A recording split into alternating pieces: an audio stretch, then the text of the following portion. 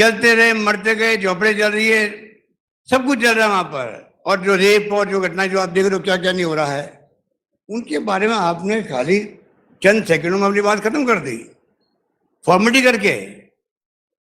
वो खुद नहीं जाते, मान लो पीएम मीटिंग बुलाते, बराबर रेगुलर पता करते क्या हो रहा है, प्रोग्रेस क्या है, कंट्रोल कैसे होगा। आप कर्नाटक घूम रहे हो, राजस्थान घूम रहे हो, छत्तीसगढ़ घूम रहे हो चुनाव के अंदर।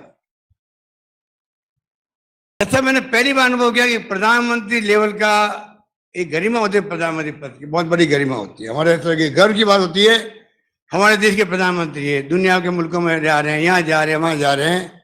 वो आदमी, मणिपुर हमारा राज्य है, ये नहीं बोलना चाहिए। उनकी सरकार है, उनकी सरकार है। अगर वह कांग्रेस सरकार होती तो आप कल्पना कीजिए वो क्या क्या बोलते कि नरेगा, राइट टू नरेगा दिया है देश को, 4 कानून बना के विजय सोनिया गांधी ने और मनमोहन सिंह जी ने। आजादी के बाद में पहली बार किसी सरकार ने अधिकार आधारित युग की शुरुआत करी है। उसका लाभ क्या मिल रहा है आप सोच सकते हो, कल्पना कर सकते हो। पूरे देश के अंदर बच्चों को 8वीं तक की शिक्षा फ्री प्राइवेट स्कूलों के अंदर। आपको मालूम होगा, खुशी होगी, राजस्थान सरकार ने 8वीं से 12वीं कर दी। राजस्थान के पहले गवर्नमेंट देश के अंदर जिसने 12वीं तक भी हमने कर दी। फूड सिक्योरिटी एक्ट लागू है, राजस्थान लागू हमने 2 रुपए की बजाय 1 रुपए किलो गेहूं कर दिया था उस वक्त में भी। हम तो वो फॉलो कर रहे हैं जो कि वहां पर फैसले हुए थे। पर कहने का मतलब ये है कि समय आ गया है कि आप इस गुरु बनने की बातें कर रहे हो, पहले घर को संभाल लो। जो हमारे देशवासी हैं, भूखमरी के शिकार हैं, कुपोषण के शिकार हैं, उनका क्या कर रहे हो? उनके जीने का अधिकार उनको भी है। मैंने प्रधानमंत्री को पत्र लिखा है, रिक्वेस्ट करी है कि 4 कानून बनाए मनमोहन सिंह जी, 5 आप बनाइए। राइट टू सोशल सिक्योरिटी, उसमें सब बात आ जाएगी, सब बातें आ जाएगी। पेंशन भी आ जाएगा, गारंटी मिले लोगों को। वो वक्त आ गया कि आप सोशल सिक्योरिटी का नाम दीजिए, उस अम्ब्रेला के अंदर तमाम बातें आएगी। उससे हर परिवार देश का, अब कई बार कई गलतियां होती, छूट जाते हैं, कहीं आते हैं, कहीं नहीं आते, कि जब मालूम नहीं पड़ती है। कानून बन जाएगा तो इस देश का हर परिवार को सुरक्षा मिलेगी, जिस प्रकार दुनिया के मुल्कों में मिलती है। विदेश मंत्री, प्रधानमंत्री इतने मुल्कों में जाते हैं तो मुझसे ज्यादा 1000 गुना ज्ञान ज्यादा उनका है, उसका उनको उपयोग करना चाहिए। अपने अनुभवों का, ज्ञान का उपयोग करें वो। और जो दुनिया के मुल्कों में सोशल सिक्योरिटी लागू, चाहे जर्मनी है, चाहे वो इंग्लैंड है, अमेरिका है, जो भी है, यूरोपियन कंट्रीज है, उनका अध्ययन करवा ले। उसके बाद में इस देश के लिए जब 140 करोड़ की बार बार वो बात करते हैं, 140 के आंकड़े उनको पक्के याद हो गए हैं, तो क्यों नहीं वो जो है उसी ढंग का जो हम संभव हो सकता है वो यहाँ एक्ट लागू करे, सोशल सिक्योरिटी। मेन बात ये है। 20 साल से मैं देख रहा हूँ, जब मैं पहली बार मुख्यमंत्री था तब 200 रुपये थे, आज 200 रुपये हैं, और 300 रुपये कुछ लोगों को, 80 साल के ज़्यादा लोगों को। आप बताइए, ये सोशल सिक्योरिटी है? तो मैं चाहूंगा, वक्त आ गया है, जो कानून हमने बनाया है सोच समझ के बनाया। और आपको शायद याद होगा, आप मेरे कई लोग बैठे होंगे हाउस के अंदर, एक मैंने वहां कोट किया था बराक ओबामा को, मैं वापस रिपीट कर देता हूँ। मिस्टर बराक ओबामा ने 14 अगस्त 2010 को कहा था कि 75 वर्ष पूर्व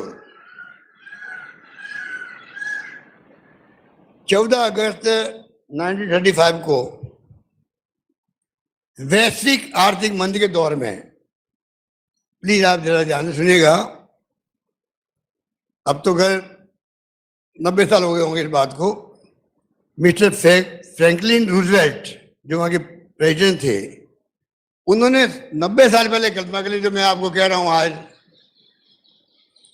कि वैश्विक आर्थिक मंदी के दौर में भी फ्रैंकलिन रूजवेल्ट ने सामाजिक सुरक्षा को, जो सोशल सिक्योरिटी बात मैं कर रहा हूं, कानून रूप देते हुए अमेरिका के मध्यम वर्ग के लिए आधारशिला रखी थी, जिससे यह सुनिश्चित हो सका कि वृद्धजन उम्र भर कठिन परिश्रम करने के बाद सत्सम्मान सेवानिवृत्त हो सके। इस आश्वासन को निभाना हमारी जिम्मेदारी है, जिससे हमारे बुजुर्ग, दिव्यांग और समस्त देशवासियों को सर्वदा सामाजिक सुरक्षा प्राप्त हो सके। ये अगर 80-90 साल पहले अमेरिका के मुल्क में बात हुई है, वैसे लंबा कोट इनका है, उसमें उन्होंने ये भी कहा था, अभी मैं लिख के नहीं लाया हूँ, ये कहा था हम इन शक्तियों को, जो जैसे मैं एनपीएस की बात करता हूँ ओपीएस के मुकाबले, उसने उस वक्त कहा है इन शक्तियों को हम बाजार के डिपेंड नहीं करवा सकते हैं। वही बात जो आज मैं कहता हूँ शेयर मार्केट और आप म्यूचुअल फंड पे आधारित करो एनपीएस को, उस वक्त उसने कहा था कि हम इनको, सरकार को जो है ऐसा फंड नहीं बना सकते कि आप डिपेंड उनके ऊपर हो जाओ मार्केट पर। इस सरकार के दायित्व हम कैसे इनकी सोशल सिक्योरिटी करें। इसलिए मैं कहना चाहूँगा कोविड के बाद में जो स्थिति बनी है और विशेष बन गई है, कोविड के बाद में जो है स्पीड बनी है, वो स्पीड जो है लोग समझ नहीं पा रहे हैं। राइट टू इन्फॉर्मेशन एक्ट जो बना है भारत सरकार का, उसकी शुरुआत राजस्थान से हुई है। नंबर 1 राइट टू हेल्थ बना है, एक्ट बना है, देश में नंबर 1 मात्र राजस्थान राज्य है। राइट टू हेल्थ कोई क्रांतिकारी काम है, जिनके घरों में 5 लाख 10 लाख 15 लाख खर्च हो रहे हैं और उनका फ्री इलाज हो रहा है, वो जानते हैं कि इसका क्या फायदा मिल रहा है। तो आप सोच सकते हो दूसरा कानून भी हमने बनाया है यहाँ पर। और तीसरा एक कानून जो बन रहा है मिनिमम इनकम गारंटी का, ये भी राजस्थान ने पहल करी है। 5 बजट मैंने पेश किए, एक भी टैक्स नहीं लगाया।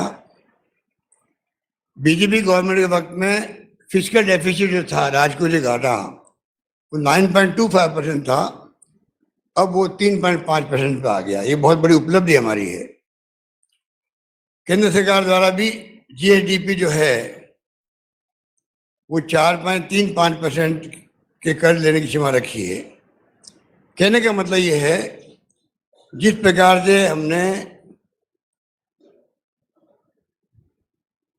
मैनेजमेंट के वित्तीय प्रबंधन किया है, और कई बार बात उठती है कर्जे की बात उठती है, कर्जा बढ़ गया है। कर्जा हर सरकार में बढ़ता है, भारत सरकार में बढ़ता है। भारत सरकार का कर्जा आप देखिए, जब यूपीए गवर्नमेंट की बजाय एनडीए गवर्नमेंट बनी थी तो 55 लाख करोड़ था, अब बढ़ के हो गया वो 1 करोड़ 60 लाख हो गया। 55 लाख का 1 करोड़ 60 लाख करोड़ कर्जा भारत सरकार पे हो गया। पर कर्जा लेने का पूरा कंट्रोल भारत सरकार पर है। कर्जा वहीं मिलता है राज्यों को, उतना ही मिलता है जितना उनकी कैपेसिटी होती है। हमारी कैपेसिटी जितनी है उतने वो अलाउ करते हैं। उनके बगैर मर्जी के हम 1 लाख का कर्जा नहीं ले सकते हैं। इसलिए तमाम physical deficit, physical revenue deficit, revenue surplus सब देख करके कर्जे मिलते हैं और उसमें हम परफेक्ट हैं। जनता गुमराह करने का अभियान चला रखा है उसका। वो कौन सा इन्होंने नारा दिया है, नहीं सही राजस्थान। अब इनको पूछो कि हमारे तो स्कीम में उनको तो वो वेलकम कर रहा है, आपको नहीं सहेगा, आपको नहीं सहने वाला है। तुमने इतना निकम्मापन दिखाया क्यों ये आपने? 4.5 साल में आपको इश्यू नहीं बना पाया सरकार के खिलाफ में। जनता जवाब देगी इनको आने वाले चुनाव के अंदर। अब आप बताइए, प्रधानमंत्री जी 27 तारीख को आ रहे हैं सीकर के अंदर, और किसानों को 20,000 करोड़ रुपए दे रहे हैं किसान सम्मान निधि। मार्केटिंग की तो मैंने कह दिया आपको, मार्केटिंग में मोदी जी का मुकाबला कोई नहीं कर सकता।